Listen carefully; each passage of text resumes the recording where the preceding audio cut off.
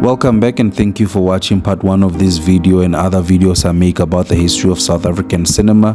This is a continuation to how a kid from Kroonstad who grew up loving kung fu films went on to become one of Africa's brightest stars in filmmaking. This is Teboho Mahlatsi, A Journey of Remembrance, Part 2. For those who don't know and were not around, 1999 was one of the best years for pop culture across the globe, and South Africa was celebrating its 5th year of democracy. The 90s produced a dizzy variety of essential pop culture artifacts, milestones and turning points, not only remaking the culture as we know it then, but laying down the foundation, if not being the blueprint to present-day culture we live in now. As paranoia swept through the world and speculations about what would happen to computer software and the infrastructure that relied on it in the year 2000, elsewhere in the world, Teboho Mahlatsi and Engels Gibson's Yizo Yizo was being celebrated at the Avanti Awards, bringing home 5 awards and also going on to win Best Drama Series Award in Japan. Yizo Yizo Season 1 exploded on primetime South African television as a product of SABC Education, co-produced by 2 small innovative companies called Laduma and The Shooting Party, which both merged in June 2001 to form Bomb Productions.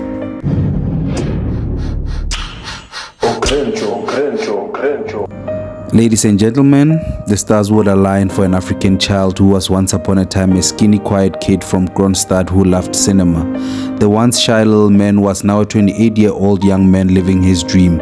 Teboho Mahlatsi was one of South Africa's most sought-after, seasoned, award-winning filmmaker and a company director at Bomb Shelter Film Company, alongside partners Engels Gibson and Desri Markgraf. The following year, he completed a short television series, Ongshaya Ding Dong, and also borrowed his voice as a commentary on a documentary about post-apartheid South Africa in the same year of 2001.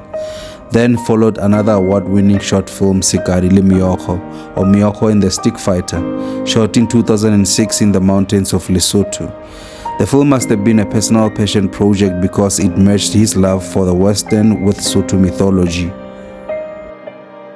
Teboho continued being co-creator and co-director on the last 2 seasons of the South African television phenomenon Yizo Yizo Season 2 and 3, pushing the envelope even further with his latest work after the success of Yizo Yizo 1. In addition, Teboho has also directed numerous notable music videos and TV commercials that also went on to win multiple awards and go on to make Teboho the first black South African director to win the prestigious Venice Film Festival Silver Lion Award, respectfully likening him to the Hollywood giant Quentin Tarantino, but Teboho would be knighted as the Tarantino of the township because of the symbolism in his films and his stylistic approach to his cinematic universe, which I credit him for pioneering. Cinema of the township.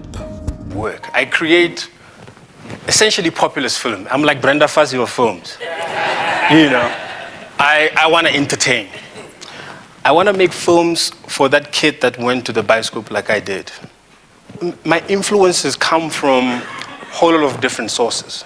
I cut and paste from a whole lot of different things.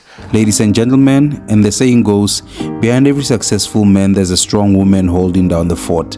September 2012, Teboho would cement that, and with the love of his life and mother of his 2 kids, Palesa Innocentia Mahlatsi. The union was blessed with 2 healthy black beautiful kids, Kano Tulo Mahlatsi and Nala Luna Mahlatsi. Teboho loved and cared a lot about his work, but it was written in his funeral program that he was a devoted husband and a loving father. Well, as for the other marriage, the 27-year-old 3-way marriage between Engels, Desri and Teboho continued to thrive, so did the work. Bomb Productions continued creating groundbreaking television dramas, documentaries, commercials and museum installations, constantly achieving record-breaking audiences. However, the downside of all the success was that Teboho's health was slowly deteriorating. Now tributes continue to pour in for renowned South African filmmaker Teboho Mahlatsi, now the Shaka Ilembe and Yizo Yizo director and Bomb Shelter Film Productions executive producer, passed away earlier this year due to cancer. The Mahlatsi family would confirm the shocking news of Teboho's passing through a statement shared by a close friend and comedian David Gau. The country was shocked by it because here's the reality. He wasn't just a director. He put together the stories that really shaped This is South Africa. I mean, South African youth, Yizo was, goodness, it was life-changing for South Africa. Zone 14 was a continuation of that, like, excellence and an expression of South Africa's realness. The passing of this giant, who's also a pioneer, really sent shockwaves in the arts and entertainment industry, with messages of support pouring in. A News 24 online article by Vicky Abram revealed that 5 days before Teboho passed away, he had told his priest, Father Amos Masemola of the St. Thomas More Catholic Church in Centurion, that he yearned for a closer relationship with God. Father Masemola told mourners this during Mahlatsi's Requiem Mass on Friday. He said the filmmaker had his last Holy Communion last Thursday and told him that he wanted to have a deeper relationship with God. On Thursday, he got the sacrament and our Lord visited him. He died on Monday. It's almost like he knew. However, what is also encouraging is how his wife walked beside him. He died in the house of the Lord, and that was his journey. Teboho Mahlatsi died on Monday, the 3rd of July 2023, and was laid to rest on Friday, the 7th of the same month. A note by Bomb Productions in his funeral program read, "Your legacy is huge and deep and beautiful. You sent a message to young black South Africans. Your dreams of being a world-class director are valid no matter where you come from." Former actress Nomonde Siopa, who acted on Yizo, was interviewed by City Press Online after Teboho's passing, and she went on to describe Teboho to be a deeply intuitive director who was not in a hurry to move on to the next scene and was very patient, especially when dealing with difficult and sensitive scenes. Teboho was a national asset, and he was loved by many, including crew, cast, TV broadcaster, and advertising clients. Teboho Mahlatsi was presented the Tribute Entertainment Achiever of the Year award by President Thabo Mbeki himself. Then in 2018 at the Usiba Creative Cultural Industries Awards hosted by the Arts and Culture Minister Nathi Mthethwa, Teboho was honored for groundbreaking work in the audiovisual and creative field.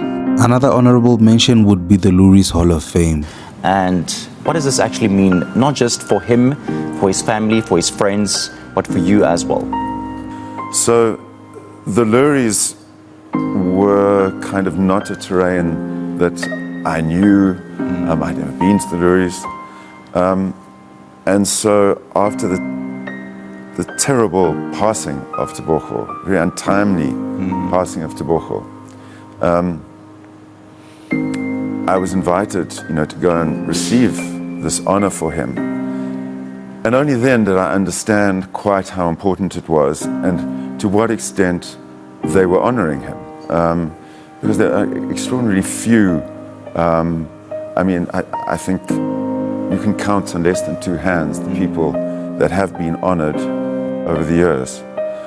And of course, Teboho was a pioneer, in every sense of the word.